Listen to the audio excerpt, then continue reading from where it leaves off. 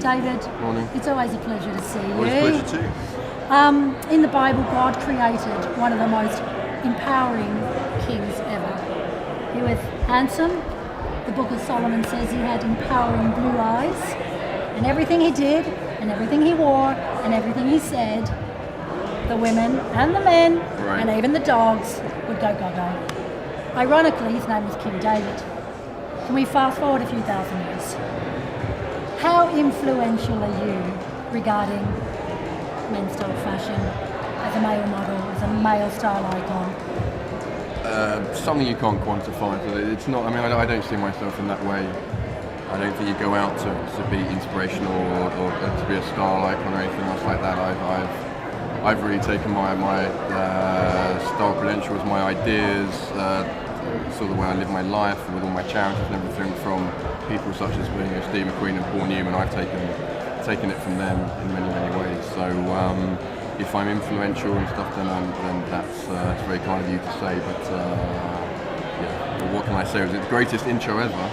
Oh yeah. That's a good. It's good. I wrote an article a day ago, and in my experience for the last year, men don't follow trends. I don't really think they care. What's your answer to that? I think they need a story. I don't think. I always say, don't follow trends, set trends. Right.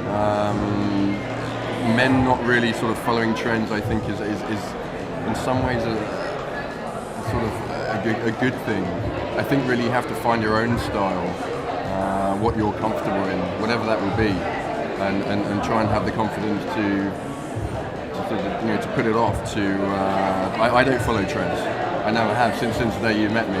When everyone else has been in tapered trousers, I've been in sort of wired 50s pants. When everyone's came in, I came in the trilby hats. When everyone started wearing trilby hats, I come without a hat. And it's different things like that all the time. It's but everyone at the moment, what I've been witnessing, and I've been seeing on television and friends and everything else, is that everyone is now in three-piece suits.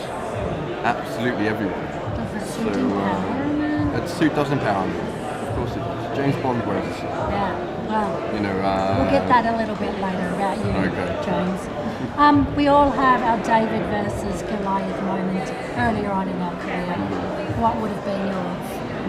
David versus Goliath. My goodness. The Tonk man comes to mind, I guess. Tonk man? Yeah, or the lack of. I think really it was me. If I can say anything, it was probably me versus the way that the male model was perceived. There wasn't actually really anyone I was against. It was this stereotypical view of what the male model could do, what he could achieve, and how far you could go with it. And if anything, hopefully I've won that battle slightly. Can we talk about all your love affairs with cars? You can. Cars, you can. I'm working with superbike riders. I've got a real passion for those guys. I'm going to hang around MotoGP next week. Formula 3's coming at me, okay. Formula 1. And I'm on a real big mission because the athletes are saying, Gracie, look, we're focused on the game, we're focused on the race. Our image off track, it's not important. How would you answer that? What, to any athlete or? Well, they think I'm balmy. And they don't think it can, especially the up and coming. I'm working with Ed Jones, Leon Camier. They're all up and coming. And for me, you can't separate the two anymore. Image counts on and off the track. Building their own personal brand. I mean, if anyone proves that more than anyone, it's David Beckham. And I think a lot of people are sort of taking him as the pinnacle of how to build a brand and gone from there. So yes, it's important. It's depending on, I think, if people really want to be in the public limelight. And I think with athletes, they can let their performances really sort of tell the story about them. Really, it's not about their public appearance.